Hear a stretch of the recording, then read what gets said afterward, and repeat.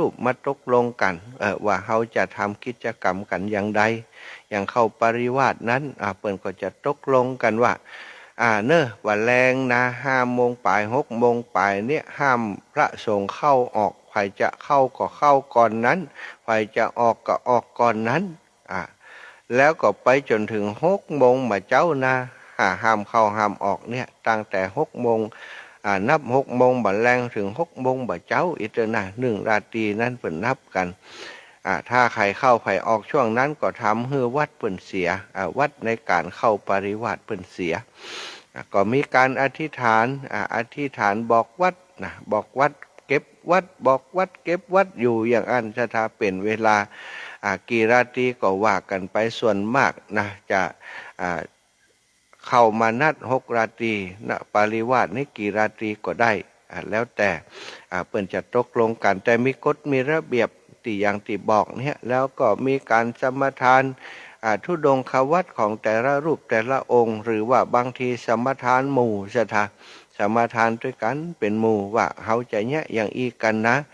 ยึดถือกฎยึดถือระเบียบที่ได้อูจากันไว้มีมติกันไว้ก็ปฏิบัติตามนั้นอย่างที่ม่อนห้วยแก้วนี้ก็มีการสมาทานธุดงควัตหลายข้อด้วยกันวันแรกที่หลวงพ่อพระครูสาธุกิจจานันท์เปิ้นมาเป็นประธานนะเป็นผอ.โรงเรียน มาเป็นประธานฮือโอวาทก็บอกว่าต้องปฏิบัติตามที่ได้ตกลงกันไว้เนอะต้องสวดมนต์ทำวัดปฏิบัติภาวนาเคร่งครัดในศีลเคร่งครัดในธรรมทำหน้าที่คือเป็นเนื้อนาบุญของศรัทธาญาติโยมเขาทำกิจกรรมครั้งนี้ศรัทธาญาติโยมเปิ้นจะมากันนักกันหลายมาทำบุญกับหมู่เฮาเฮาก็ต้องมีของดีแลกกับเปิ้นของดีของเฮาก็คือการปฏิบัติศรัทธาปฏิบัติคัดเก่าตัวเก่าเนาะปฏิบัติอยู่ในศีลอยู่ในสมาธิอยู่ในปัญญาทำหน้าที่เจ้าบ้านเปิดเตรียมซุ้มเตรียมอย่างไว้เตรียมที่รับที่นอนเอามาถวายเนาะข้าวน้ำโภชนาอาหารถวายบางได้เดือดร้อนบางได้ไปเสาะหาอย่างบิณฑบาตเป็นวัดก็บ่ต้องไปไกลเพิ่นมาใส่บาตรอยู่หน้าโบสถ์ย่าวิหารนี่เอามากันนักกันหลายตึงวันบัดเต้าแต่นั้นเพิ่นยังมาร่วมบุญกับเจ้าอาวาสสมปานท่านพระครูกัลยาณปราโมทย์ที่เปิ้นก่อร่างสร้างแปลงพระวิหารหลวงนะแม้กระทั่งศรัทธาตั้งบ้านอีพ่ออีแม่ตั้งหลายเนี่ยฟังอาตมาจัดรายการอยู่เนี่ยอีแม่อยากจะร่วมด้วยช่วยกันนะกับท่านพระครูเปิ้นโอนมาในบัญชีของท่านพระครูจัดนักจัดหลายศรัทธาญาติโยมบางครั้งเปิ้นโอนมาโดยที่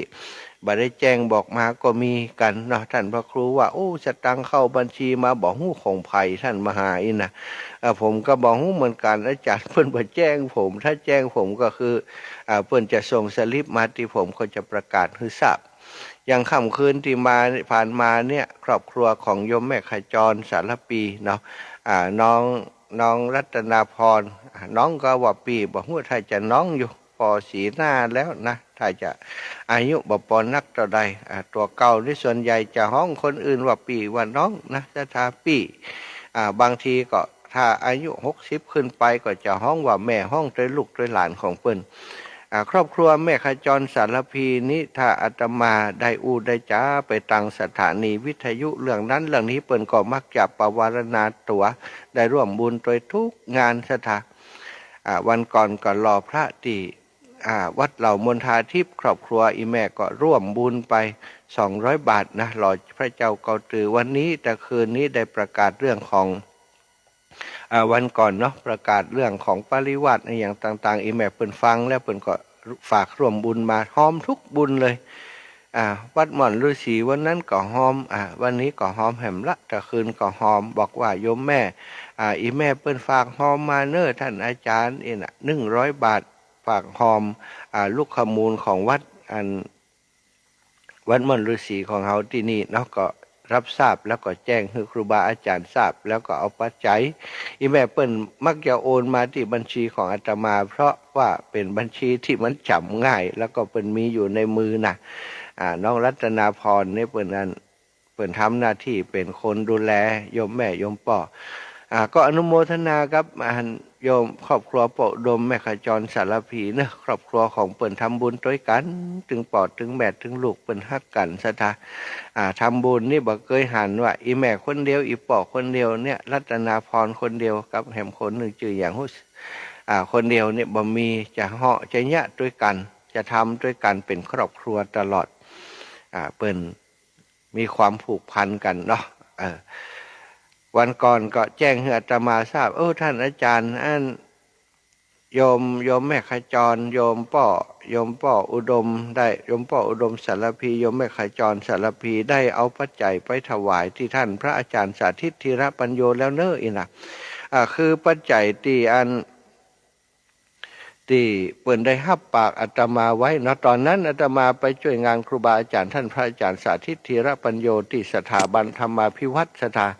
แล้วก็ไปหันว่ามีที่อยู่ข้างวัดหันถามอาจารย์ว่านี่ที่เฮาก็เปิ่นว่าบ่ใจแล้วเป็นที่ของเจ้าบ้านก็เลยว่าทุกอาจารย์เปิ่นจะว่าจะได้เปิ่นจะขายตัวใดอย่างอีเนาะอาจารย์บอกว่าราคานี้เฮาก็ว่าบ่แพงเลยตั้งแต่วันนั้นมาสถาครอบครัวของโยมแม่ขจรโยมป่ออุดมสารพีเนี่ยก็ปวารณาตั้งแต่วันแรกเลยนะว่าจะเป็นเจ้าภาพ 20,000 บาทนะสถา 20,000 บาทก็คือ1 ไร่นะ20,000 บาทแล้วเปิ้นก็ถ้าว่าจะเอาปัจจัยถวายบ่ได้ท่านอาจารย์พระอาจารย์สาธิตก็ได้ประกาศมาระยะหลังนี้เปิ้นก็แจ้งให้ทราบว่าไผพร้อมก็ติดจองไว้ไผพร้อมก็เอามาถวายก็ได้หรือว่าจะโอนมาก็ได้แจ้งมาก็ได้แล้วแต่นะโยมป่อโยมแม่มีเวลาเปิ้นก็เลยไปนะไปตานที่ดินเนาะ 20,000 บาทเมื่อหลายวันที่ผ่านมาเนี่ยสถาจำมาได้ว่าวันที่ตัวใดเนาะเดี๋ยวขอดูกำเนิดวันที่ตัวใดเพิ่นระบุไว้ก่อนเพิ่นบอกวันที่ไว้เนาะแต่ว่าเมื่อประเมินมานี้เนาะป่ออุดมแม่ขจรสารพีพร้อมครอบครัวร่วมสมทบซื้อที่ดิน1 ไร่เป็นจำนวนเงิน 20,000 บาทที่พักส่งสถาบันธรรมาภิวัตรบ้านซบเตินตำบลซบปาดอำเภอแม่เมาะจังหวัดลำปางอุทิศให้กับคุณแม่รัตดาภาสนิทนะซึ่งเป็นญาติที่ได้ล่วงลับไปสู่ปรโลกไปนาเป็นอมมอบให้กับท่านพระอาจารย์สาธิตเรียบร้อยก็มีน้ำใจแจ้งว่าให้อาตมาทราบว่ามอบให้ท่านอาจารย์สาธิตแล้วเนอะท่านอาจารย์มหารู้สึกว่าวันที่25 ธันวาเนาะครอบครัวของโยมแม่ขจรโยมป่ออุดมสารพีได้ไปมอบที่ดินเนี่ยอันนี้ก็คือเพื่อนสั่งสมบุญกันสถาทีละเล็กทีละน้อยนะอีแม่เนี่ยบางครั้งก็ทีละนักเหมือนกันแล้วแต่กำลังไผ่กำลังมันเนาะสถานเนาะบางครั้งอย่างเนี้ยอย่างที่ม่อนห้วยแก้วนี้นะความจำเป็นในการใช้อย่างมันบอกพอนักเท่าใดอีแม่ก็ได้หอมมา100 บาทเปิ้นก็พอตามความเหมาะสมบางครั้งบางทีเปิ้นตั้งสัจจะอธิษฐานไว้ว่าอยากจะถวายที่ดินไว้กับวัดกวากับศาสนาได้ข่าวว่าท่านพระอาจารย์สาธิตปรารถนามีความประสงค์อยากจะได้ที่ดินข้างๆเพื่อจะมาปลูกต้นไม้ใจเป็นสถานที่พักผ่อนหย่อนใจปฏิบัติธรรมของคนทั้งหลายเอาไว้เป็นพื้นที่ของสังฆวาสเป็นสำนักสงฆ์เป็นที่ปฏิบัติธรรมของสถาบันธรรมาภิวัตรโยมป่อโยมแม่ได้ทราบก็ได้เป็นเจ้าภาพหลายท่านด้วยกันโยมป่ออนันต์ที่เวียงสาก็เห็นว่านัดท่านอาจารย์ว่าจะมาสักวันหนึ่งโยมป่ออนันต์จากเวียงสาหลายคนด้วยกันที่เปิ้นผ่านอาตมาจองผ่านอาตมาซึ่งอาตมาได้แจ้งชื่อไปให้ครูบาอาจารย์ท่านอาจารย์สาธิตเรียบร้อยแล้วแล้วก็ท่านอาจารย์เปิ้นก็จัดรายการวันอาทิตย์วันอังคารโดยก็เลยศรัทธาก็ติดต่อกับท่านอาจารย์ง่ายเนาะก็เลยโอนความรับผิดชอบไปอยู่ที่ท่านอาจารย์หมดแล้วนะสถานที่จองไว้อย่างใดเนอะคนละไร่2 ไร่ไอ้อย่างก็ส่งไปที่ท่านอาจารย์พระอาจารย์สาธิตธีรปัญโยได้สถาพี่น้องตังวังเหนือเนาะโยมแม่เพ็ญศรีที่วังเหนือกับครอบครัวเปิ้นก็ร่วมกับอาตมานี่เป็นเจ้าภาพ1 ไร่สถาโยมป่อกำนันศรีทันธัญพัฒน์ปาเขินตะนะที่เวียงป่าเป่าก็ร่วมเป็นเจ้าภาพโดยอาตมาแม่บัวโรยแรงจริงวังเหนือพี่น้องส่วนหนึ่งเนาะเฮาในฐานะที่เป็น FC หรือว่าผู้ติดตามฟังรายการของอาตมา ก็บอกว่าอันได้ข่าวว่าท่านอาจารย์ก็เอาไร่หนึ่งอีแม่จะรวมกับท่านอาจารย์เนี่ยน่ะโยมแม่อาตมาก็รวมกับอาตมาก็ช่วยกันศรัทธาญาติโยมพระอาจารย์สาธิตธีรปัญโยเป็นพระสงฆ์นักพัฒนาแล้วก็ทำงานจริงจังทำงานหันผลมาทุกงานเป็นคนที่ทำงานบาดใจเป็นลักษณะไฟไม่ฟังทำแล้วบางพวกไฟไม่ฟังคือมันลุกบุบบุบบุบบุบมันก็หมดไปศรัทธาบ่มีเชื้อไฟบ่มีแก่นไฟบ่มีอย่างที่เป็นเชื้อให้อยู่เมินได้เป็นถึงบอกว่าการทำงานการทำบุญทุนทอนทานการทำงานต่างๆเนี่ยต้องเหมือนกับการทำการไหลของน้ำก่อยทำไปเรื่อยๆไหลไปเรื่อยๆนะแต่การไหลของน้ำของคนทำงานนี่มันคือไหลขึ้นมันทวนกระแสนะศรัทธาญาติโยมถ้าเขาจะไหลไปเรื่อยๆโดยที่บ่มีการมีความอดทนบ่มีตบะบ่มีความภาคเพียรนั้นงานการต่างๆนั้นมันก็บ่สำเร็จการงานทุกอย่างนะศรัทธาเหมือนกับเฮาแปลงหอมแปลงตางให้น้ำเตียวเนี่ยให้น้ำเตียวจากน้ำที่ไหลลงไปบาดาลนี้อย่างใดให้มันไหลครอบคลุมพื้นที่ก็พยายามปรับพยายามทำระบบชนประทานต่างๆการทำงานของครูบาอาจารย์ของพระสงฆ์องค์สังฆเจ้าที่ผ่านมาที่อาตมาได้ใกล้ชิดติดเคียงได้ช่วยกันเนี่ยอย่างท่านพระอาจารย์สาธิตเนี่ยอาตมาฮู้จักเพิ่นมาตั้งแต่ตัวเก่าเป็นฆราวาสเพิ่นทำเรื่องสิ่งแวดล้อมก็ทำมาตลอดบ่เคยละสักปีบางปีบ่ได้ทำหลายพื้นที่ก็ทำพื้นที่ที่เปิ้นอยู่ทำพื้นที่ใกล้เคียงแต่ก็ทำทุกปีแล้วก็ทำเรื่องพักปลอดสารเศรษฐกิจพอเพียงนี่จนปัจจุบันนี้เป็นแหล่งเรียนรู้ขององค์กรต่างๆของละเด็กละอ่อนในอำเภอแม่เมาะของหน่วยงานการศึกษาต่างๆหน่วยงานด้านการเกษตรไปศึกษาเรียนรู้ไปดูงานแล้วเปิดทำครบวงจรโดยสถาเอามาขายโดยเนี่ยเอามาขายเอามาอย่างโดยเอาไปช่วยเหลือคนโดยมีความลำบากที่ไหนเปิ่นต้องขาดแคลนที่ไหนก็เอาไปช่วยนะเปิ่นมีคนทำงานที่ขยันขันแข็งคือคุณแม่กับคุณพ่อ ของท่านอาจารย์อยู่โดยหันแล้วก็จะมีจิตอาสามาช่วยปรับพื้นที่ในเรื่องของการปลูกทำการเกษตรมาช่วยขึ้นแปลงผ่องอย่างอีเนาะมีน้องนักศึกษาฝึกงานก็ดีลูกหลานที่อาจารย์เคยอุปถัมภ์ไปช่วยงานท่านอาจารย์ที่สถาบันธรรมาภิวัตรทำให้กิจกรรมของอาจารย์ในด้านต่างๆสิทธิมนุษยชนก็ดีเรื่องสิ่งแวดล้อมผู้ได้รับความเดือดร้อนก็ดีสิทธิผู้บริโภคก็ดีได้รับการช่วยเหลืออาจารย์เพิ่นทำงานครอบคลุมหลายประเด็นซะจ้ะ10 ปีปลายที่ผ่านมาเนาะ10 ปีปลายแล้วปีที่ผ่านมานี้ครบรอบ10 ปีที่เฮาได้ไปตานต้นไม้กันไปปลูกต้นไม้และร่วมตั้งมูลนิธิในปีที่ผ่านมาเนี้ยนะไม่ปีนี้ที่เฮาไปร่วมกันในช่วงของการเข้าพรรษาเนาะก็ได้ตั้งมูลนิธิขึ้นมาเรียบร้อยแล้วตอนนี้ตั้งมูลนิธิเพื่อจะนำดอกผลหรือว่านำปัจจัยที่ศรัทธาญาติโยมสนับสนุนมูลนิธินี้เอามาขับเคลื่อนงานของท่านอาจารย์นี่ก็เป็นวัตถุประสงค์ที่ท่านอาจารย์อยากจะให้เกิดอยากจะให้มีขึ้นใจความพยายาม10 กว่าปีศรัทธาตอนนี้เป็นรูปเป็นร่างแล้วจากการช่วยเหลือของศรัทธาในคลื่นสีขาวของเฮาอาตมาภาพเองนั้นมีการกับครูบาอาจารย์ต่างแม่เมาะต่างท่านอาจารย์สาธิตก็จะไปนอนแฮมแก่มืออย่างที่มาช่วยครูบาอาจารย์ที่ดอยหลอดที่นี่เพราะถ้าบ่มีเปิ้นก็บ่มีเฮานะศรัทธาญาติโยมท่านอาจารย์สาธิตนี่เป็นผู้ที่แนะนำอาตมาให้กับท่านพระครูอภิวัฒนวิกรมว่าตุตนนี้มีความตั้งใจจะช่วยเหลือการศึกษามีความตั้งใจที่จะทำงานทางศาสนามีความรู้ความสามารถพอสมควรอีละ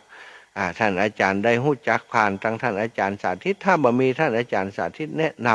ำท่านอาจารย์พระครูก็บอกรู้จักอาตมาศรัทธาพระสงฆ์มีแน่นหนาเปลือประเตอแล้วก็อาตมาบวชมาใหม่เนี่ยเปิ้นบ่ฮู้ภูมิฐานภูมิหลังก็คงจะบ่ช่วยอาตมาอย่างที่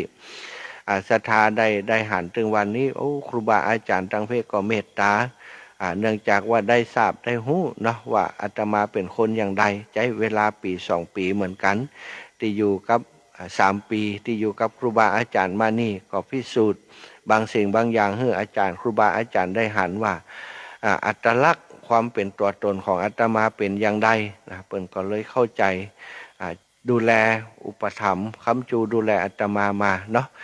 เป็นโอกาสหลายๆอย่างการช่วยงานครูบาอาจารย์ก็ถือว่าเป็นการปฏิบัติหน้าที่เผยแผ่ไปในตัวนั่นเนาะศรัทธาเพราะครูบาอาจารย์ก็ทำงานเผยแผ่เนี่ยเนาะทำงานเผยแผ่ทำงานช่วยเหลือศรัทธาญาติโยมอย่างในคราวครั้งนี้เปิ้นปฏิบัติธรรมที่วัดหม่อนฤาษีก็ได้มาช่วยเปิ้นปฏิบัติธรรมที่หม่อนห้วยแก้วก็ได้มาช่วยเปิ้นก็เท่ากับว่าได้ปฏิบัติธรรมกับครูบาอาจารย์อย่างต่อเนื่องแล้วครูบาอาจารย์ที่ทำหน้าที่ในการสั่งสอนอบรมในงานเข้ากรรมในงานปริวาสทุกงานนั้นเป็นตนบุญเป็นตนที่ถ้าถึงระดับประเทศก็เป็นระดับประเทศที่เบอร์ 1ของประเทศเลยก็แล้วกันท่านอาจารย์พระครูสุเมธธรรมเสวีนี้สวดมนต์นิสทาไผ่กินบรรลงกันแล้วกันตั้งภาคกลางนั้นนะไปอยู่ที่ไหนไปเข้ากรรมปริวาสที่ไหนส่วนใหญ่ท่านอาจารย์ไปเป็นอาจารย์กรรมก็จะทำหน้าที่แบบนี้หนังสือสวดมนต์นี้จำได้ทุกหน้าสถาคึดก่อยเถอะเนาะจำได้โมจำได้ทุกหน้าอยู่บรรทัดใดก็หู้สถาติดตามฟังที่อาตมาได้ถ่ายทอดครูบาอาจารย์ได้ถ่ายทอดไปได้ฟังถึงบ้านถึงจองเวลาเปิ้นสวดมนต์ทำวัดตอนเย็นก็ดีเวลาสวดมนต์ทำวัดตอนเจ้าก็ดีเนี่ยคงจะได้ฟังแล้วว่าเสียงท่านอาจารย์มีอำนาจมีพลังแค่ไหนมันสว่างแค่ไหนแล้วเปิ้นอธิบายได้จับใจชัดเจนสถา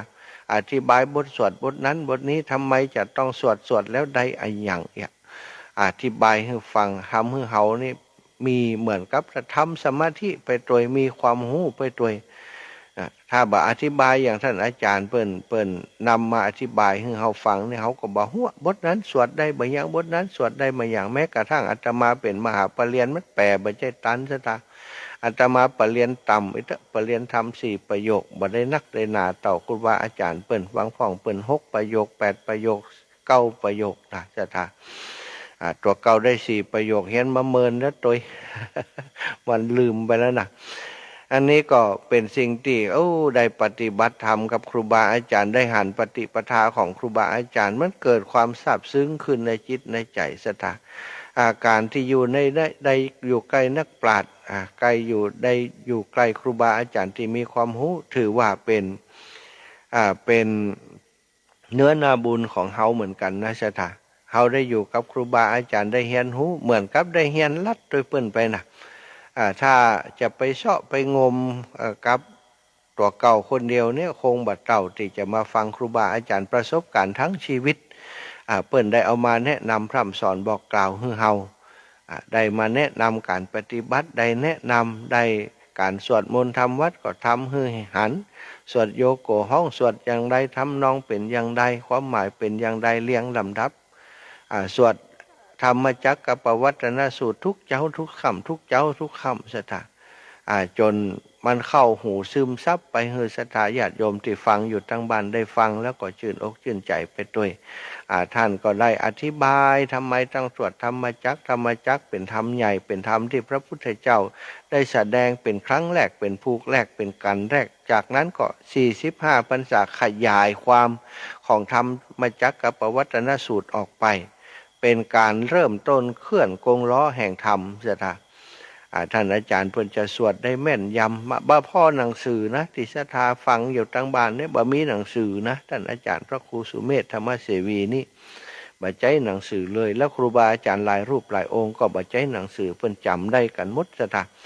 อาตมานี่จำบ่ได้นี่ทุกอันบัดเดียวนี้จะบ่ฮู้ว่าจะมีเวลาบ่ได้ที่จะตั้งใจท่องธรรมจักรกับปวัตนสูตรให้ได้แห่กรรมนี่น่ะ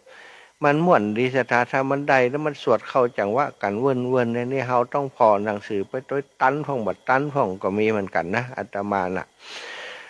ก็ขออนุโมทนาบุญโดยกับอีปออีแม่ทุกท่านทุกคนเนอะที่ได้ร่วมโดยช่วยกันให้ห้อมตอนที่เปิ้นเข้าปริวัติสกรรมนี้ครูบาอาจารย์ถือว่าเป็นเนื้อนาบุญเฮาทั้งหลายได้มีโอกาสสร้างบุญโดยเปิ้น อย่างที่อาตมาได้ได้จ่าไปตะกี้สถานการทำบุญนี่บัจจัยว่าเราจะทำได้แบบไฟไม่ฟางนะไฟไม่ฟางก็คือเปิ่นบอกว่าคนที่ทำอย่างเอารีบเอาด่วนส่วนใหญ่ก็บ่ค่อยได้ผลเท่าใดจะปฏิบัติธรรมจะเอาวันเนี้ยจะให้บรรลุวันเนี้ยศรัทธามันก็ถ้าปุญญาบารมีเติงนี่มันก็ได้นะก็ได้แต่ว่าถ้ามันบัดใจเตื้อเหมือนกับว่าร่างกายของเฮาเนี่ยถ้าเป็นกีฬาเนาะจะยกน้ำหนักจะยกน้ำหนัก100 กิโลเฮาบ่เคยยกกำเตื้อบ่เคยฝึกฝนกำเตื้อบ่เคยทดลองกำเตื้อเนี่ยจะยกฮือใดวันนั้นแล้วบ่ฮู้วิธีการบ่ฮู้หลักการเมกเอางัดเอาสุดท้ายเอาไปเอามาพัดเจอพัดเมื่อแอวหักสถามันบัดใจถ้าในการปฏิบัติธรรมยิ่งซ้ำร้ายต้องเข้าใจการเริ่มต้นปฏิบัติเริ่มต้นจากตรงไหนก่อยเริ่มไปก่อยสั่งสมก่อยคัดเก่าตัวเก่าไปในการสั่งสอนของพระพุทธเจ้าสำหรับคนที่กำลังปั่มเป้งใหม่ๆคนที่ยังบ่มีพื้นฐานในอย่างพระองค์จะเริ่มโดยการบอกเรื่องของศีลความปกติของชีวิตของมนุษย์เริ่มจากการบเบียดเบียนสัตว์ทั้งหลาย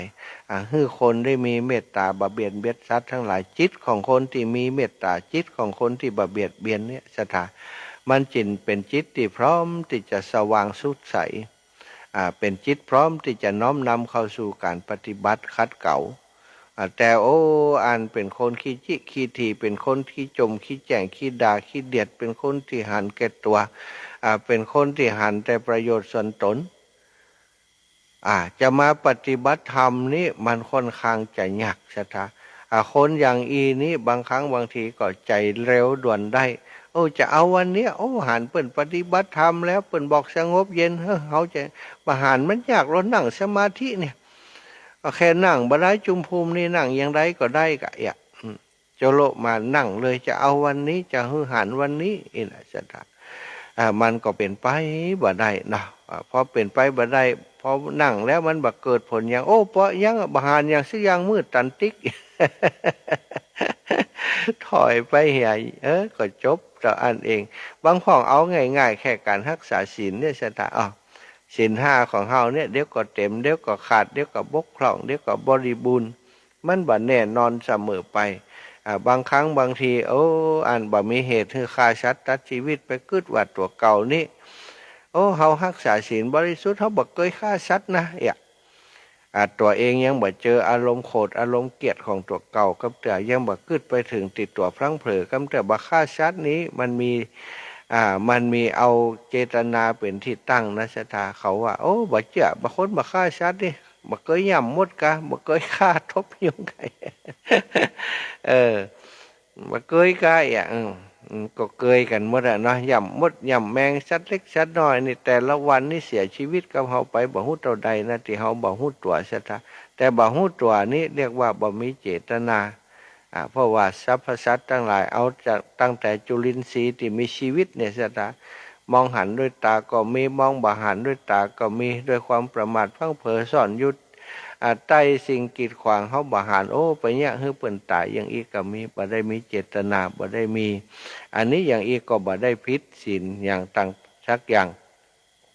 บางคนนี่เอาเรื่องเล็กน้อยมานี่บอกว่าอันเขาจะรักษาให้บริสุทธิ์มันบ่ได้เป็นไปบ่ได้เพราะว่าเนี่ยบางทีก็พลั้งเผลอบางทีก็ประมาทเนี่ยบางทีก็ต้องกินต้องใจต้องไว้ต้องวานมันยากการรักษาศีลบ่รักษาเดี๋ยวก็จะรักษาเดี๋ยวก็จะบ่รักษาเดี๋ยวก็ว่าดีเดี๋ยวก็ว่าบ่ดี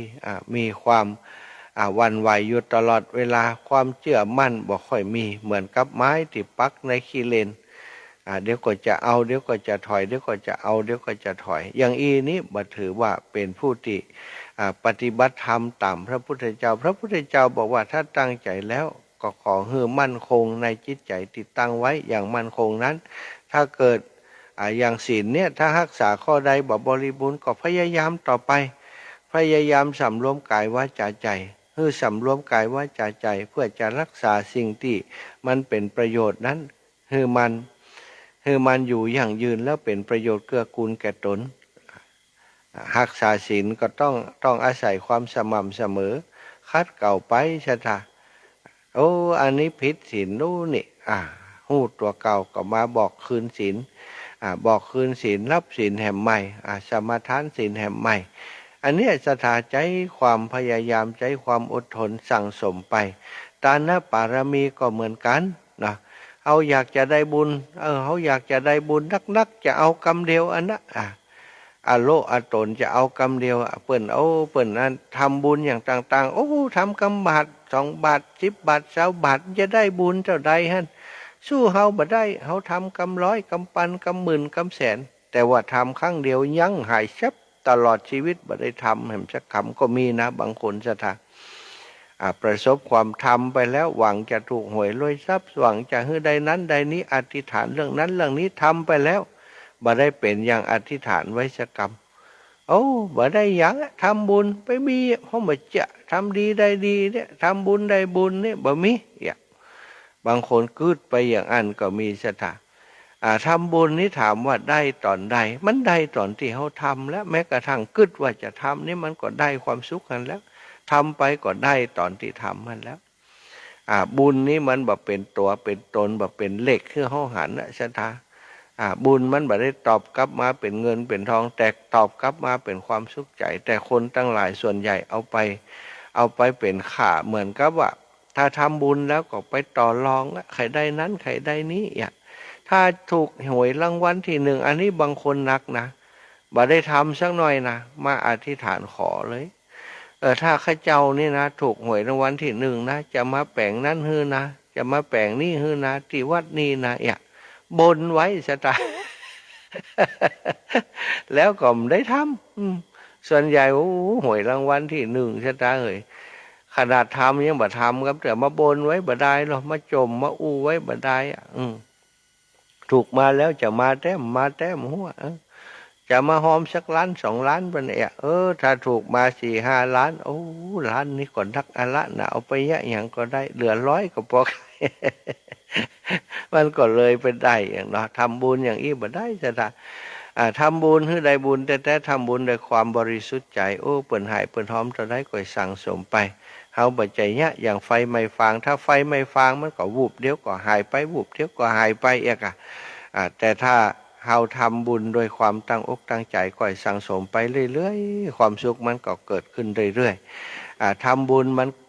นกันสิ่งที่เป็นความหันแก่ตัวออกไปซะท่าคนบ่ทำบุญจิตใจจะคับแคบคนที่ทำบุญจิตใจจะกว้างขวางที่อยู่ที่อาศัยของใจจะมีนักคนบ่ทำบุญนี้ที่อยู่ที่อาศัยของใจจะมีน้อยก็เหมือนเขามีห้องแคบๆซะท่าอยู่กับตัวเก่าพัดมนเวินๆนั่นนะแต่ถ้าเขาใจกว้างทำบุญสร้างกุศลเปิ่นว่าพื้นที่ของหัวใจพื้นที่ของความเมตตาของเขามันก็จะขยายขอบเขตออกไปมีความเมตตากรุณาต่อผู้อื่นฮักผู้อื่นนักขึ้นการสลัดความตนีที่เหนียวออกไปอู้จากกันมาในชั่วโมงต้นนี้เป็นเวลาประมาณ45 นาทีแล้วสตาตอนนี้ตี 3:47 นาทีที่ฟังอยู่ตั้งบ้านก็ถ้าจะท่านอาจารย์มาได้จะเปิดสายให้แม่อู้ตัวอยากจะสอบถามสักหน่อยโทรมาได้ละ0808844173เด้อ0808844173โทรมาอู้มาโทรมาบอกว่าการรับฟังจากที่ไหนตั้งใดชัดเจนดีก็บ่ดีอย่างใดฟังอยู่ที่ไหนโทรมาได้เลยคือโอกาสคือเวลาประมาณสัก5-6 นาทีก็แล้วกันเนอะแล้วก็ถึงตี 3:47 นาทีจะตัดสัญญาณเป็นธรรมคีตาจะได้พักผ่อนดื่มน้ำดื่มท่าสักกัมนะก่อนจะย้อนกลับมามาจากกับสถาต่อไปมาแล้วสายแรกเนอะครูบาอาจารย์จากพุทธอุทยานเชียงใหม่เนาะท่านอาจารย์ตุลุงกิจถวายความเคารพไว้สาธุลุงครับโอ้ยมาสการอาจารย์พูดดีไปพูดดีมากเลยขอบคุณมากครับตุลุงอาจารย์สุเมธธรรมเสวีนะครับผมองค์นี้ใช้ได้อาจารย์ครับผมไม่ได้ไปใช้ไงหรอกแกพูดจาดีเนาะครับผมดีมากเลยครับธรรมเสวีครับผม ขอบคุณมากครับตุลุงอาจารย์พูดกันนะอาจารย์จะได้บุญด้วยครับผมสมรการครับครับผมเอาบิณฑบาตแล้วถวายความเคารพครับอยู่ดีมีสุขครับครับผมเอาเจริญปอนเอาคนบ้านเดียวกันอีแม่คำนวณดินดำมาแล้วเมื่อก่อนหายเชฟไปเมินเชฟอยู่บ้านเจ้าโหเชฟไปอยู่บ้านไปอยู่จังหวัดอย่างก็บุรีรัมย์เจ้าโอ้บุรีรัมย์เนาะละอ่อนเขาอยู่ปุ่นเนาะแม่เนาะเจ้าเหมือนได้ไปแอวหาลูกหาหลานก็สบายใจเนาะเจ้าได้เป็น2 ปีแล้วโควิดนะคะ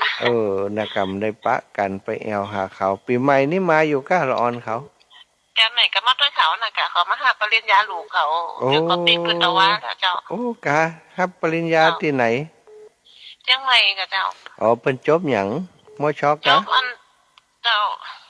ดีจบอันนี้ใจอ่ะราชภัฏเนี่ยแต่บังคับที่เชียงใหม่รวมกันเพ่เนาะเจ้าโอ้ดีใจตัวอีแมเนอร์ได้หลานเป็นบัณฑิตแล้วเนาะสาธุสาธุปีหน้าก็ได้ไปหาหมอปีหน้าประกายที่เฮียนมอสอนโอ้เก่งลูกหลานเพิ่นเก่งนะเก่งเหมือนแม่กะแม่มาเก่งไหนก็โหมีความโหปีนี้เกิดมาจากนี่นะดีกะหู้แน่นหนาเขาอันความหู้เป็นปริญญาบัดสำคัญความหู้ที่เขาเป็นคนดีเขาเลี้ยงพ่อเลี้ยงแม่ได้เลี้ยงลูกเลี้ยงหลานได้เก่งที่สุดแล้วแม่เจ้าสาธุนะแม่นะแต่วันนั้นแม่โทรไปหมดรายการแล้วอาจารย์ภาพแม่มันจะขอหมายเลขนะคะของไขของเฮากะของอาจารย์ก็ได้แล้วก็ของอาจารย์สมหวังแม่ก็จดไว้หั่นน่ะนะถ้าจดไว้หั่นก็โอนเข้าของทางอาจารย์สมหวังเลยเนอะแม่เนอะแล้วก็แจ้งมาที่เฮาแม่มีเบอร์โทรเพิ่นแล้วก็แม่แจ้งมาที่เฮาเดี๋ยวเขาจะบอกให้เพิ่นเอา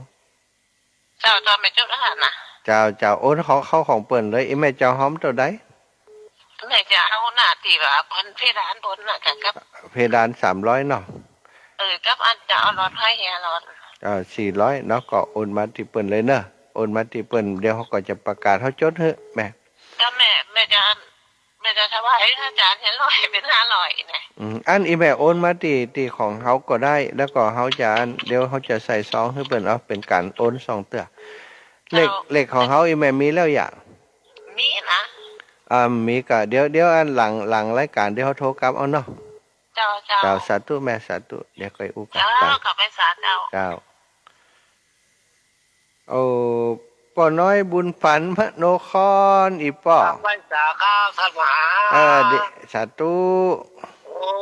วันที่2มาเมืองฝางขอเดินทางปลอดภัยเลยสาธุกึดเติงหาพี่น้องเมืองฝางครับผมสาธุปล่อยไว้ปะกันเนอะครับผมกลับไปสาข้าวเมืองฝางชัดเจนดีเด้อสาธุขอบคุณอีป้อและพี่น้องเมืองฝางกูคนเนอะป้อเนอะบุญรักษ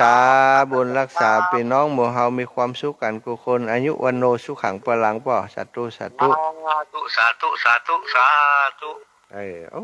นี่แฟนรายการตัวโยงของครูบาอาจารย์อีป้อ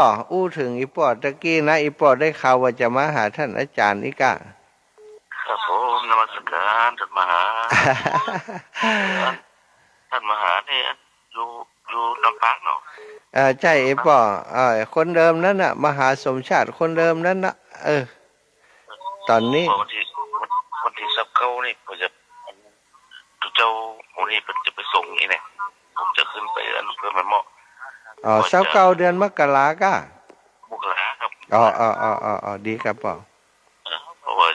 จะฟ้าป่าหรือสักของน้อยทำติดตามที่ซื้อที่ดินนะครับดีละอันคือเขาต้องเอาบริวารตัวให้คนทั้งหลายได้หายห้อมคนเล็กคนน้อยกับป่อเนาะอีป่อเป็นกองรักอยู่หันแล้วดีกะนั่นกะได้เกินอยู่แล้วบารมีของอีป่อน่ะครับถ้าว่าบอกไฟนี่ถ้าว่าวัดท่านมหาจะไปแอลหาด้วยนะครับวันที่29จะได้เดี๋ยวเขาจะแจ้งอีปอเนาะถ้าเขาอยู่ในเวียงอยู่เขาก็จะบอกอีปอถ้าเขาบ่อยู่หั่นก็จะบอกอีปอเหมือนกันว่าเขาอยู่ตั้งใดดิ่มดีก็จะไปแอลถ้านี่ก็ปอเลยมาเขาก็ไม่ใจไกล ลูกแม่เมาะมาแต่ว่าแน่บางครั้งบางทีถ้าสมมุติว่าถ้าเวลาเขาอ่ามีน้อยเขาก็อาจจะไปหาอีปอเตียนท่านอาจารย์ท่านเลยก็ได้สาธุสาธุเนปอนเนอร์รวมทำบุญกับกันสมหาด้วยเนาะขอบคุณบุญรักษาปอนเนอร์ปอนนั้นอันนั้นเวียงสาขอสวัสดีปีใหม่เอาอวยพรทั้งหลายต้องขอแม่สายพิมพ์แม่สายท้องที่เปิดจังซ้อนเนาะใช่ทุกคนมีความสุขความเจริญเนาะพอปีใหม่จะได้ทุกวันเนาะสาธุแฟนรายการทุกท่านทุกคนอีปอเปิ่นอวยพรเฮือนเนออายุวันโนสุขังวะลังวะอันพรย้อนคืนให้ปอมีความสุขเช่นเดียวกันปอเนอสาธุเอาเจริญปอนแม่ยายพรร้องหัวแดงราชการเจ้าตื่นเจ้าโลนี่ตื่นมาบ่ายโมงบ่ายโมงตะวันกะตีหนึ่งอีกะว่าบ่ายโมงเป็นห้องตอนบ่ายพุ่นน่ะแม่ยายพรนี่ไม่ใช่เขียนดีกะเจ้าแม่ตีหนึ่งเนาะอาจารย์อยู่ที่ในชุกคิดให้เกิดได้ใครเหรอเด้อสาธุ100 เจ้ากะแม่ยายจะเอากะ100 เจ้านี่จนเป็นนี่ละโพูดเวลาปีใหม่มันจะมาถึงเนาะสิ่งบัดนี้ตกไปกับปีเก่าเนาะเดี๋ยวของอาจารย์อายุยืน10,000 ปีสาธุบุญรักษาแม่ยายพรขออนุญาตแม่ยายรับสายอื่นตัวเนาะสาธุแม่อุ้ยอินแม่สาบเสมอมาแล้วอีแม่แม่สาจ้าแม่อุ้ยฟังอยู่เนอะกว่าจะติดเนาะหลายรอบเหมือนกันเนาะเจ้านะชัดเจนดินแดนถิ่นล้านนาแดนดินถิ่นล้านนาเนาะเจ้าถ้าจ่ายกว่านี้นี่มันได้ยินแล้วมันเสียงมันรบกวนกันนักกันต่อทางปุ้นคลื่นสัญญาณมันนักเนาะแม่เนาะสาธุสาธุบุญรักษาโยมแม่เนอะดีมีจุกปีใหม่มันวันนี้นี่ก็เนอะอยู่ดีมีจุกสุขภาพแข็งแรงสาธุแม่ก็เหมือนกันปลอดภัยทุกสิ่งทุกอย่างปีใหม่ก็มาเจ็บจะเป็นอย่างละอยู่ดีมีจุกเจ้ามันหวานแจ๋วอยู่ตลอดเวลาเนอะสาธุปันกันครับพี่น้องแม่วางเหียนน้อยนึ่งแม่สุทัศน์จากแม่วางเจ้าพระเจ้าท่านมหาเจ้าแม่วันนี้ลูกเจ้าจะไปวัดวันพระเนาะแม่เนาะเจ้าสาธุแม่อนุโมทนาบุญด้วยอีแม่จะไปวัดเนาะวันนั้นก็หอมมาแล้วเนอะอีแม่หอมเพดานหอมมันลูกขมูลมาขอบคุณอีแม่ตลอดเนอะบุญนี่รักษาย้อนกลับไปเฮ้ยแม่สาธุแม่น้อยกัดนัดเจริญปอนโยมแม่น้อยเจ้ากาไว้ตาเจ้าเอาเลยสิ่งละเนอะเจ้าว่าไปท่านมาหาฟังทุกท่านนะเจ้าแม่สุขภาพแข็งแรงอยู่ดีมีสุขกันนะเจ้าสาธุบุญรักษาเอาละศรัทธาญาติโยมที่สายที่ค้างอยู่กะเดียวเฮาก็ปะกันเนาะกะเดียวเฮาก็ปะกันชั่วโมงที่2กันแล้วกันเจริญปอนแม่สุแก้วคำอ้วนศรีโพธารามนมัสการเจ้าแม่ถ้าจัดมันแม่หันนั้นถ้าติดที่มีที่นั่นถ้าเป็ดน่ะกับวันนั้นแม่ใจพอดีลองหันรถเลยที่ท่านไปแล้วเจ้าแม่เมาเหรอเจ้าถ้าแม่นั่งรถแม่ถึงขาดเลยเดียวใจเขาแม่กลัวนักกะต้องป้องกันตัวเนาะแต่อุทาหรณ์บางสิ่งบางอย่างอย่าไปให้มันผ่านเลยไปอันตรายแม่ถ้าเฮาบ่ขาดเบลบ่ขาดอย่างเปิ้นกฎหมายเปิ้นบังคับด้วยนะบัดเดียวน่ะแล้วมันเป็นหูที่หน้ากระจกหูที่หน้ากระจกถ้าเปิ้นขาดเบลเปิ้นบ่ได้เจ็บเลยนะเพราะคนขับรถบ่เป็นหยังไหมมันกระแทกไป4 เมตรอันกระแทกรถกระแทกกันห่างจากกันไปเนาะ รถของเปิ้นถอยหลัง2 เมตรรถกันนั้นเนี่ยออกจากจุดที่โจรให้ไป2 เมตรเท่ากับ4 เมตรถ้าสมมติว่าโจรแล้วก็มันยุดอยู่กับตีฮะเนี่ยจะเจ็บนักกว่านั้นนะแม่แต่ก็คนเฮาธรรมดาเนาะอุบัติเหตุมันเกิดขึ้นแล้วก็ระมัดระวังต่อจากนี้ไปอีกค่ะท่านอาจารย์ก็เหมือนกันนะเจ้าเดินทางก็ต้องระวังเอาละนะแม่นะเวลาหมดเวลาช่วงต้นชั่วโมงนี้เดี๋ยวก็จะปะกันชั่วโมงหลังสัตธุอนุโมทนาบุญศรัทธาญาติโยมนะก็เอาพักครึ่งแรกก็พักกันเหตุกรรมก่อนมาเจอกันครึ่งหลังนะมาเจอกันครึ่งหลังตอนนี้ก็จะให้ศรัทธาญาติโยมได้ฟังธรรมคีตะเหตุกรรมก่อน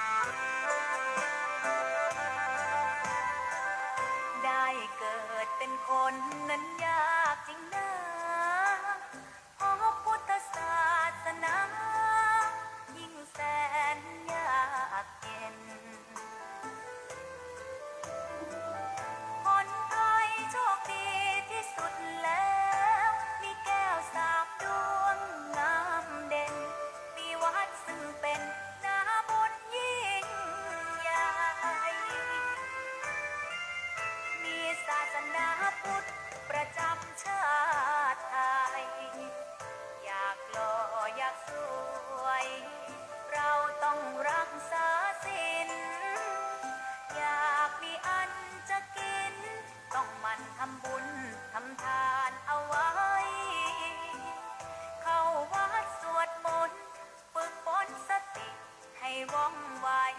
รีบทำตอนที่เราทำเองได้อย่ารอจนตายถึงเข้าวัดว่าเข้าวัดยามเป็นจะได้เห็นแต่น้ำใจเข้าวัดยามตาจะได้เห็นแต่น้ำตาก่อนจะสายเกินขอเชิญมาใช้ชีวิตให้คุ้มค่าเจริญทานศีลภาวนาสั่งสมบารมีไว้ทำบุญตอนที่ยังมีชีวิตย่อมดีกว่ารอเขาอุทิศบุญให้อย่ามัวหลงเพลินเดินห่างวัดตัวอย่างชัดๆมีมากมายเข้าวัดตอนตายสายเกินแก้กรรม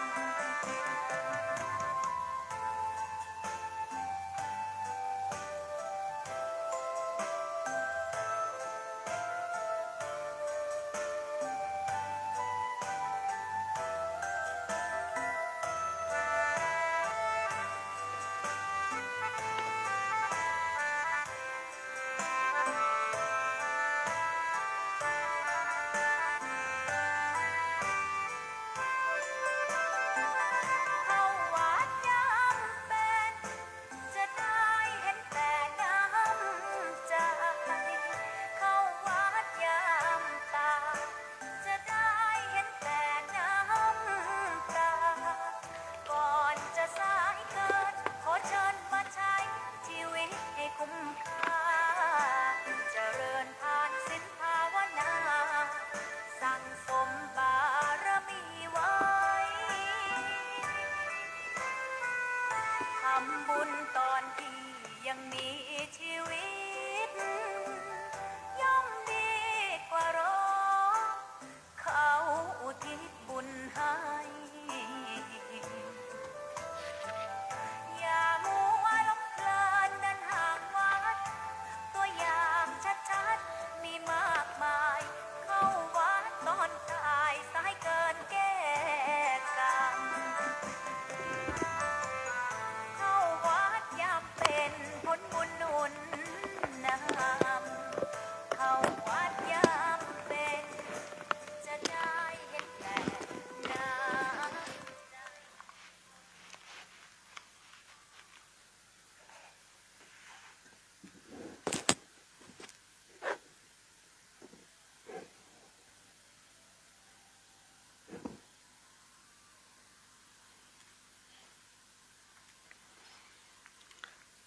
อรุณสวัสดิ์ธรรมสวัสดีชั่วโมงที่2ศรัทธาญาติโยมทั้งหลายเข้าวัดยามเป็นดีกว่าเข้าวัดยามตายเนอะ เข้าวัดตอนที่เฮายังมีกำลังวังชายังมีจิตยังมีใจที่ยังพร้อมที่จะเรียนรู้เนาะดีกว่าเข้าวัดยามที่เฮาเฒ่าชราแก่ชราบ่มีเรี่ยวมีแรงในการประพฤติวัดปฏิบัติธรรมก็บ่มีประโยชน์อะไรอย่างยิ่งกว่านั้นก็คือเข้าวัดตอนที่บ่มีลมหายใจไปแล้วก็บ่เกิดประโยชน์อะไรอย่างกับตัวเฮาทั้งสิ้นเนาะวัดมีไว้สำหรับวัดคุณงามความดีวัดผลการฝึกฝนของตัวเก่าเข้าไปวัดกันจะทะไปเพื่อปฏิบัตินะประพฤติวัดปฏิบัติธรรมไปเพื่อจะคัดเก่ากิเลสของตัวเก่า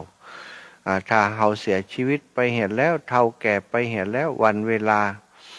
ที่เฮาจะเข้าวัดไปมันก็บ่เกิดประโยชน์อะไรหยังแล้วเนาะเอามันเป็นประโยชน์เหตุตั้งแต่ตอนที่เฮายังมีชีวิตยังมีกำลังวังชาที่จะประพฤติวัดปฏิบัติธรรมสั่งสมปุญญาบารมีของตัวเก่าพบกันเจ้าวันนี้ศรัทธาอิปออิเมตทั้งหลายที่เพิ่งเตือนมาก็ดีนะฟังมาตั้งแต่เจ้าแล้วก็ดีก็ถือว่าทักทายกันอีกรอบหนึ่งขอความสุขสวัสดีจงมีแก่ศรัทธาญาติโยมอิปออิเมตทั้งหลายติดตามรับฟังรายการเนาะของ ตั้งคลื่นสีขาวของเฮาในขณะนี้เนาะศรัทธาญาติโยมต้นชั่วโมงฝั่งโทรมาเตือนเนาะมาโทรมาตอนที่เปิดโอกาสให้โทรต้นชั่วโมงนี้บ่ฮับสายแต่เนอะถ้าฮับสายมันจะขั้นรายการมันจะนึกสิ่งที่ตั้งอกตั้งใจจะเอามาแบ่งปันที่พ่ออีแม่ก็ลืมไปเห็นแล้วนะมีกติกากันน้อยเนาะจะโทรมาฮับทุกสายที่ตอนที่เปิดให้โทรก็โทรครูบาอาจารย์เป็นบอกไว้เสมอว่าไปฮับไปเรื่อยนะโทรศัพท์เนี่ยบางคนก็คืดจะโทรบ่ได้ก็โทรมันจะทำให้อรรถรสในการฟังเรื่องราวที่เขาเตรียมไว้ก็ดีบางครั้งคนที่เป็นตั้งใจฟังอยู่ที่บ้านแม่อุ้ยนี่จะได้โทรมาเหตุตอนนี้ ทุกเจ้าอยู่โทรมาก็ไปอยากคือมันเกิดความรู้สึกว่าสบายใจสำหรับผู้ฟังและผู้พูดเนาะคนนี่นะสถาถ้าฮับโทรศัพท์แล้วมันใจมันก็ไปอยู่ที่โทรศัพท์ปุ่นนะเรื่องอะไรอย่างกันไปตะกี้จะลืมไป ถ้าเป็นทุลุงก็จังจมอาจารย์ก็ยังจมนะอาตมานี่บ่จมแม่คือฟังว่าคนที่ถ้าเปิดโอกาสก่อนเขาฟังถ้าครูบาอาจารย์เปิ่นเอาแล้วเนอะได้เวลาที่จะให้โทรเปิ่นบอกเบอร์โทรเขาก็โทรเปิ่นยังบอกกำเตือเขาลัดมาเนี่ยมันเป็นการอันหนึ่งเอาเปรียบคนอื่นเนาะสองการรบกวนครูบาอาจารย์ที่เปิดอยู่เนี่ยมันก็ลืมไปหายเนาะจริงๆแล้วก็อยากจะฮับทุกสายนั่นนะโทรมาก็อยากจะฮับเลยนั่นนะแต่ทีนี้ถ้าเฮาฮับเลยครับคนนี้เดี๋ยวคนนั้นก็โทรมาคนนี้ก็โทรมากลายเป็นบ่มีระเบียบในการที่จะฟังนะทุกอย่างถ้าเขามีกฎมีกติกาเอาไปเลยนะ มันก็จะบ่เป็นระบบบ่เป็นระเบียบศรัทธาอิปอิเมตทั้งหลายเนาะการปฏิบัติธรรมของครูบาอาจารย์นั้นเพื่อสร้างตัวเก่าเนี่ยสร้างสมบุญญาบารมีให้ตัวเก่าทำให้ตัวเก่าของครูบาอาจารย์พระสงฆ์องค์สังฆเจ้าที่ได้ปฏิบัติเนี่ยเป็นเนื้อนาบุญที่สมบูรณ์แบบเนื้อนาบุญที่สมบูรณ์แบบคือเนื้อนาบุญอย่างใดสถานเนื้อนาบุญที่มีความบริสุทธิ์ทั้งกายทั้งวาจาทั้งใจความบริสุทธิ์ทั้งกายทั้งวาจาทั้งใจนี้ต้องอาศัยการฝึกฝนการอบรมการบ่มเพาะเนาะเปิ่นเข้าปริวัติกรรมก็ดีนะปฏิบัติธรรมอยู่ในธรรมอยู่ในไหนก็ดีสถานเปิ่นต้องการจะคัดเก่ากิเลสติดตนติดตัวติดหัวใจมาแล้วก็ประพฤติปฏิบัติในการสำรวมกายสำรวมวาจาสำรวมใจการสำรวมกายวาจาใจนั้นเป็นหน้าที่โดยตรงของผู้ที่เป็นสมณะสถาถ้าสมณะบ่สำรวมกายเอาเดินไปไหนวิดวิ่งเดินไปไหนบ่มีการสำรวมใช้ไม้ใช้ตาไปหั่นไปนี่ล็อกแรกดูบ่น่าเชื่อถืออย่างนั้นบ่ถือว่าเป็นการสำรวมพระพุทธองค์นี้ได้ตรัสสอนเรื่องของสำรวมไว้นักขนาดนักสถาแม้กระทั่งการเดินการนั่งการยืนการนอนเนี่ยต้องอยู่ในอิริยาบถใดที่ถือว่าเป็นการสำรวมตามสมณะสารูปได้อธิบายไว้ละเอียดเลยในเรื่องของเสขียวัตรการคบฉันของพระสงฆ์องค์สังฆเจ้าจะมากินต้อยไข่หัวปากหันเขี้ยวมุดไข่หัวอย่างกินข้าวแม้กระทั่งฉันข้าวเนี่ยกัดกำข้าวกำได้สถาเอาเข้ามางูมาเล็กมาเล่นกัดกินกำน้อยก็บ่เหมาะบ่ควรเป็นพระสงฆ์ต้องดูสุภาพต้องเอาหมอกพอดีคำจำน้ำแกงเข้าไปยิบใส่ปากหมอกพอดีมาใจว่ากำมาเล็กมาเล่นเอาน้ำใส่ปากเข้าไปเกี่ยวปากหยุมอย่างเจ้าบ้านนั่นคนที่เปิดใจแรงงานที่เปิดฟังเนี่ยการเนี่ยอันนั้นก็ไปแหมอย่างนึงแต่พระสงฆ์องค์สังฆเจ้านี้ต้องพิจารณาการฉันเข้าของพระสงฆ์นี้ก็แตกต่างเจ้าบ้านนะสถาพระพุทธเจ้าสอนกู้อย่างเลยนะการฉันนี้ก่อนจะฉันพิจารณาก่อนเนี่ยอย่างที่เปิ่นว่าเข้าปริวัติเข้ากรรมเนี่ยพระสงฆ์ต้องพร้อมกันก่อนนั่งพร้อมกันเรียกกา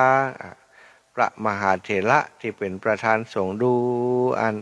ทุกโต๊ะพร้อมแล้วกาเปิ่นก็จะนำสวดละสถานำสวดกันนำปัจเจเวกคณะนะปัจเจเวกก็พิจารณาปัจเจเวก พิจารณาอาหารที่ฉันปฏิสังขารโยนิโสปินตปาตังปฏิเสวามิข้าพเจ้าจะพิจารณาบิณฑบาตนี้ก่อนจะคบฉันบริฉันเพื่อความสนุกสนานเพื่อเพลินเกิดพลังกำลังทางกายบัจจัยได้ฉันเพื่อเกิดความอร่อยแต่ฉันเพื่อให้การยังอัตภาพให้เป็นไปได้ก็ฉันเพื่อยังอัตภาพให้เป็นไปได้เพื่อเป็นประโยชน์ในการปฏิบัติธรรมอาหารบิณฑบาตนี้เป็นของสะอาดมาแต่เดิมเมื่อต้องเข้ากับร่างกายนี้เป็นของบูดของเน่าไปในที่สุดอันนี้ศรัทธาคือสิ่งที่เปิ่นพิจารณาเมื่อพิจารณาก่อยฉันไปฉันนึ่งฉันบักกัดกำเข้าฉันบัญญะปากจ๊อบเจ็บนะฉันคณะฉันอยู่นี่ฮืออยู่ฮือพิจารณาถึงตีฉันสิ่งที่ฉันเข้าไปว่าปัจจัยเพื่อความอร่อยดูเข้าไปแม้จะฉันอย่างที่เป็นเนื้อก็ฮือพิจารณาศรัทธามีคนมีคำถามเหมือนกันบางคนว่าโอ้ทุเจ้ากินเนื้อกินจิ้นได้ก็กินอาหารฉันอาหารได้โมดศรัทธาแต่ว่าอาหารบางอย่างที่ห้ามก็คือเนื้อจ้างเนื้องูเนื้อม้าอย่างเปิ่นห้ามนี่ก็คือห้ามเป็นอาหารเนื้อมนุษย์อย่างอีเนื้อเสือสถาเปิ่นบาฮือฉันสิ่งโมนี้เพราะว่าเท่าเขาฉันสิ่งโมนี้กินสิ่งโมนี้นี่มันจะกลายเป็นเจ้ากรรมนายเวรพระสงฆ์องค์สังฆเจ้าเนี่ยเอากินชัดใหญ่ให้คนทั้งหลายหันมันก็เป็นสิ่งที่บดี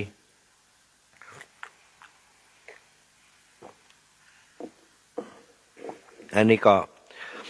แล้วก็เวลาฉันอย่างมีคนถามว่าเปิ้นห้ามฉันเนื้อถ้าภิกษุฉันเนื้อนี่พิษกับบพิษมันข้อนี้นะในสมัยพุทธกาลเนี่ยพระเทวทัตเคยไปขอพระพุทธเจ้าว่าก่อนจะบัญญัติห้ามฉันเนื้อห้ามฉันเนื้อห้ามฉันนั้นฉันนี้สปะสะเป็ดห้ามใส่รองเท้าพระเทวทัตไปขอว่าต้องทำให้มันอุกฤษจริงๆแล้วเนี่ยบ่ได้ขอเพื่อจะปฏิบัติจริงด้วยความตั้งใจที่อันบริสุทธิ์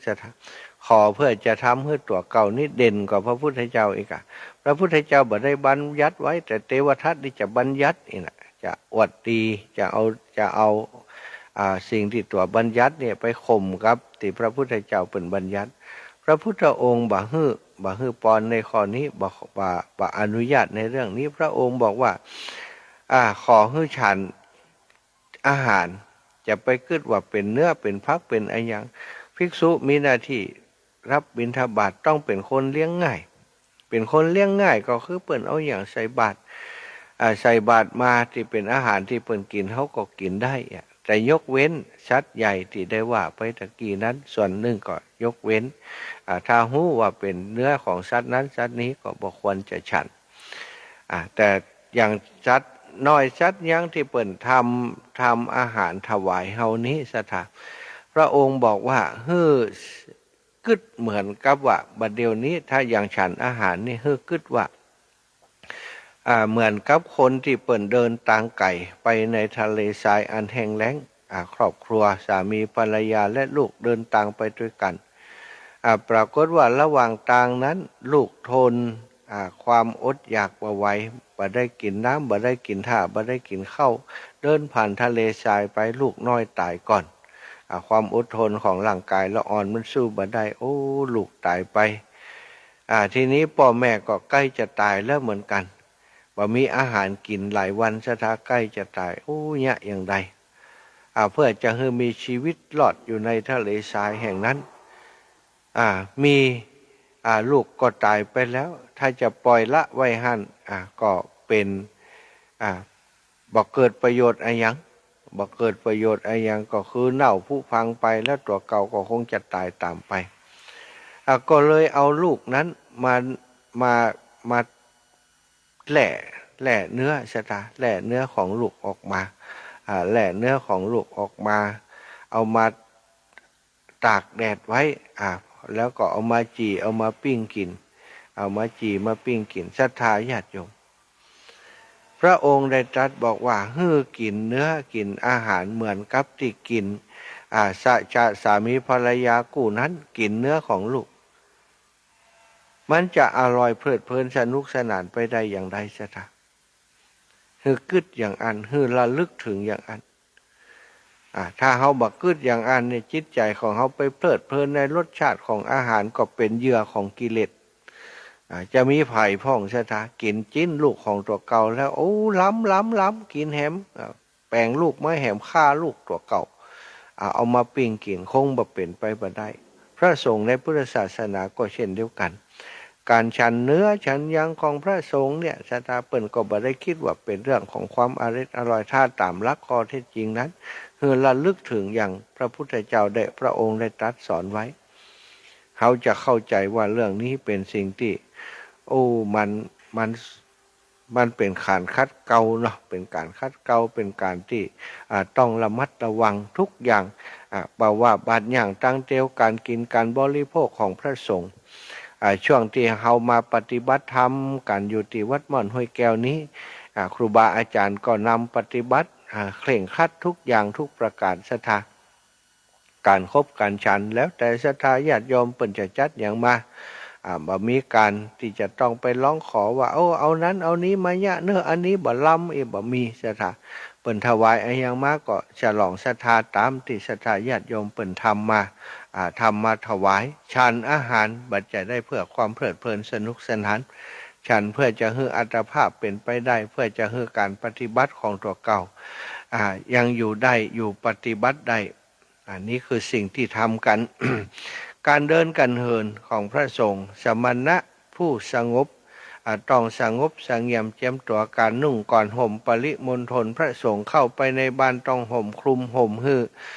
บะมีที่อุจาตาบ่ต้องโชว์กล้ามโชว์เนื้อโชว์หนังอย่างต่างๆพระสงฆ์เขาจะหันว่าถ้าเปิ่นห่มดองเปิ่นก็จะมีผ้าคลุมไหล่เหี่ยสถาเพื่อให้ส่วนของร่างกายถูกปกปิด อันนี้คือสิ่งที่สำคัญเพราะอย่างต้องปกปิดต้องสำรวมเพราะว่ามันถูกจ้องมองด้วยสายตาของคนที่ศรัทธาเลื่อมใสและคนที่คอยจะหาเรื่องคนที่บ่ศรัทธาเลื่อมใสเนาะก็คอยจะดูว่าทุเจ้าตนนั้นเป็นอย่างอันอย่างอี้หรือว่าสัมมณะของลูกศิษย์ของสมณะโคดมนี่ทำตัวบ่เหมาะสมเนี่ยเพื่อจะลดคอรหาตรงนี้ก็ต้องสำรวมกิริยาอาการต่างๆแล้วอีกอย่างหนึ่งก็การสำรวมของพระสงฆ์องค์สังฆเจ้าบางครั้งเป็นเชื้อเป็นเหตุให้ทำให้คนได้มาเลื่อมใสในพระพุทธศาสนาอย่างศรัทธาญาติโยมเคยฟังเรื่องของพระสารีบุตรเนาะพระสารีบุตรอุปติสมานพที่ไปปะกับพระอัสสชินั้นศรัทธาพระอัสสชินี่เป็นอาจารย์ท่านแรกของท่านพระสารีบุตรตอนเป็นปริพาชกชื่อว่าอุปติสสะปริพาชกได้เดินต่างผ่านไปในเมืองตอนนั้นอุปติสสะปริพาชกนี้รู้สึกเบื่อหน่ายในการครองคฤหัสถ์แล้วก็ไปบวชอยู่ในสำนักของท่านสัญชัยปริพาชกสัญชัยปริพาชกก็สอนท่านสารีบุตรและท่านโมคคัลลานะอุปติสสะกับท่านพระมหาโมคคัลลานะธรรมจำมาได้แล้วศรัทธาอุปติสสะก็ว่าภาลิกะอย่างสักอย่างเนี่ยอุปติสสะนี่ของพระสารีบุตรพระโมคคัลลานะกับพระสารีบุตรนี่ไปอยู่กับสำนักท่านสัญชัยเจ้าวันนั้นเนี่ยท่านสารีบุตรไปทำธุระภาระให้ท่านสัญชัยเจ้าวันนั้นก็ไปปะใส่ท่านพระอัสสชิอันสมณะรูปนี้การเดินการเหินสง่างามอยู่ในอาการสำรวมตลอดเวลาจะเดินไปทางหน้าก็มีสติจะเดินถอยหลังก็มีสติสายตาทอดลงต่ำจะคู่จะเหยียดจะดูอย่างงามไปหมดสถานสังเกตถึงการคู่การเหยียดด้วยการรับบาตรของพระเถระที่ทับบาตรกับคนที่เปิ่นใส่บาตรนี่ดูงดงามสายตาทอดลงต่ำบ่ได้จ้องมองคนที่เปิ่นใส่บาตรการเดินการขยับตัวจะออกซ้ายออกขวานี้อยู่ในอาการสำรวมตลอดเวลาติดตามดูท่านอัสสชิที่สำรวมกิริยาการเดินนั้นศรัทธาอย่างสงบเสงี่ยมเกิดความเลื่อมใสประทับใจเข้าไปหาไปกราบไปไหว้ไปสาถามว่าท่าน เป็นไผท่านบวชในสำนักของไผเป็นศาสดาของท่านศาสดาท่านสอนอะไรอย่างกับท่านพระอัสสชิได้ฟังอย่างอันก็บอกว่าโอ้อ่อนน้อมถ่อมตัวเข้าไปแหมโอ้ข้าพเจ้านี่เป็นผู้บวชใหม่บ่สามารถจะสั่งสอนอย่างท่านได้เนอะท่านพระสารีบุตรว่าก็บ่ต้องสั่งสอนแต่อยากจะถามว่าท่านบวชในสำนักของไผเป็นศาสดาของท่านสอนว่าอย่างไรพระอัสสชิก็บอกศาสดาของเขาสอนว่าธรรมะเราใดมีเหตุเป็นแดนเกิดขึ้นแต่เหตุธรรมะเหล่านั้นสิ่งเหล่านั้นก็จะดับจากการที่ไปดับที่เหตุสถานอาธรรมทุกสิ่งทุกอย่างเกิดขึ้นเพราะมีเหตุถึงมีผลเมื่ออยากจะให้ผลเป็นผลที่ดีก็ต้องดับที่เหตุก่อนอย่างอีเป็นต้นเป็นธรรมเทศนาที่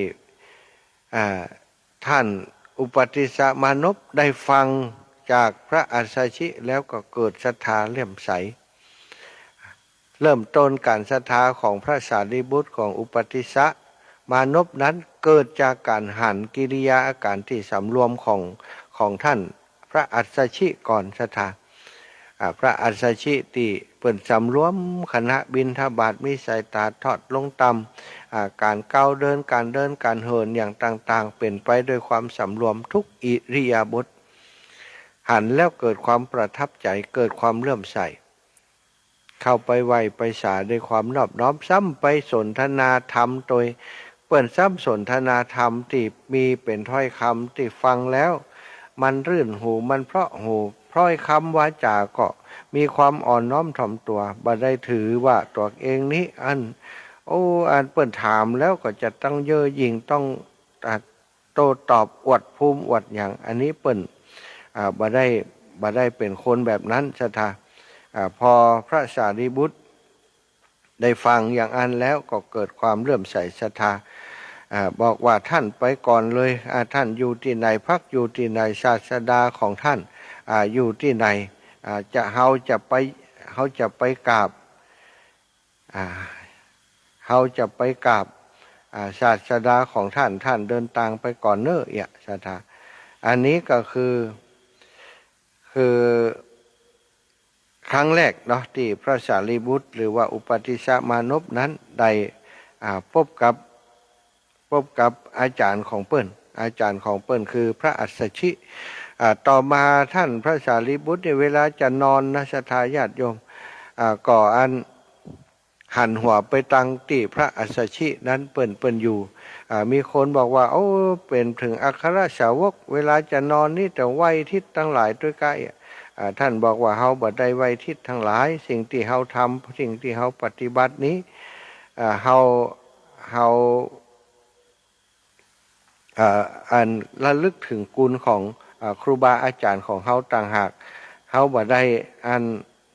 ไหวทิศทั้งหลายเนาะพระพุทธเจ้าก็ยืนยันว่าเธอทั้งหลายเข้าใจผิดแล้วที่อันลูกของเฮาบุตรของเฮาทำนั้นบ่ได้ทำเพื่ออันการไหวทิศทั้งหลายแต่ประการใดทำเพื่อระลึกถึงคุณของครูบาอาจารย์ของเปิ้นก็คือพระอัสสชิศรัทธาอันนี้ก็คือเรื่องราวของการสำรวมกายวาจาซึ่งการที่ครูบาอาจารย์เปิ้นมาประพฤติวัดปฏิบัติธรรมเข้าปริวาสเข้าลูกขามูลเนี้ยเป็นการคัดเกลาตึงด้านกายด้านวาจาและด้านใจสมทานกันเป็นธุดงควัตรศรัทธาญาติโยมทั้งหลายที่ฟังอยู่ทั้งบ้านได้หู้ข่าวว่าศรัทธาครูบาอาจารย์เปิ้นปฏิบัติธรรมอยู่วัดม่อนฤาษีก็ได้ส่งปัจจัยมาถวายอย่างที่อาตมาได้แจ้งให้ทราบตะกี้นั้นโยมแม่ขจรสารพีครอบครัวของเปิ้นก็หายหอมมาจริงๆแล้วทุกเจ้าอาตมาก็ประกาศให้ทราบว่ามีไผท่านใดเปิ้นให้หอมมาพ่องเนาะหอมมาทุกวันเดี๋ยวเจ้านี้หลังจากที่ศรัทธาญาติโยมให้หอมมาแล้วที่ตกค้างอาตมาก็จะประกาศให้ทราบมีเวลาช่วงเจ้าหลังจากที่ครูบาอาจารย์เปิ้นส่วนโยโกห้องทำวัดปฏิบัติธรรมตอนเจ้าเรียบร้อยอาตมาก็จะประกาศชื่อเสียงเรียงนามฮือตั้นตั้งหลายได้รับทราบ วันที่ผ่านมาศรัทธาญาติโยมนอกจากการปฏิบัติธรรมแล้วยังมีส่วนของการที่บำเพ็ญบุญบำเพ็ญกุศลโดยตะวานี้ก็มีครอบครัวของคุณโยมสกลเนาะคุณโยมสกลชาวเกษมชาววัดเกษมเปิ่นได้ตานเมนเปิ่นเป็นเจ้าภาพสร้างเมนถวายวัดม่อนห้วยแก้วตะวานี้ก็ได้เลือกเอาเลิกงามยามดีได้ตานเมนฮือกับครูบาอาจารย์เปิ่นก็ทำพิธีอย่างที่อาตมาได้เล่าไปในรายการเมื่อวันก่อนเนาะเปิ่นได้ตานเมนอุทิศไปฮือกับป่อเสรีคุณแม่จรัญญาชาววัดเกษมและบรรพบุรุษของเปิ่นได้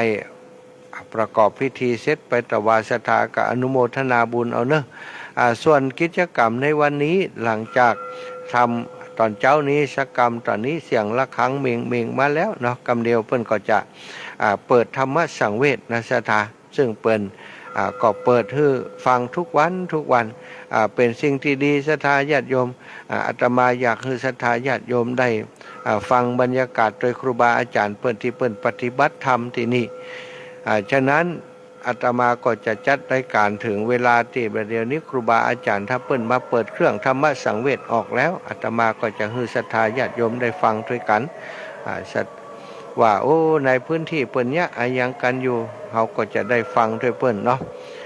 ส่วนศรัทธาญาติโยมที่จะโทรมาหาบ่ได้ออกหน้าไมค์แต่ว่าอาตมาก็จะรับสายเนอะ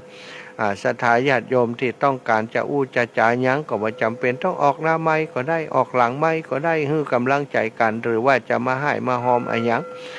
กระเดียวถ้าเป็นเสียงบรรเลงของพระธรรมสังเวชที่ครูบาอาจารย์เปิ้นนำมาเปิด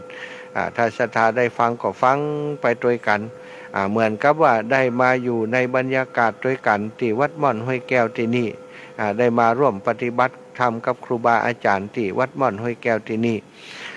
พระนิสงส์ผลบุญที่ครูบาอาจารย์ได้มาสร้างสมปังเป็นปารมีกันที่วัดม่อนห้วยแก้วศรัทธาญาติโยมปีใหม่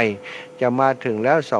2566 ปีเก่าก็จะหมดไปวันนี้วันที่30วันพรุ่งนี้31ศรัทธาเวลารวดเร็วประมาณใดศรัทธาก็เข้าใจก็ฮู้กันอยู่เนาะวันที่1 มกราคมที่ผ่านมา2565วันนี้วันที่30เดือนธันวาคมแล้ว12เดือนที่ผ่านมาบางพ่องก็ได้สร้างประโยชน์สร้างคุณงามความดีให้ตนตัวของตัวเอง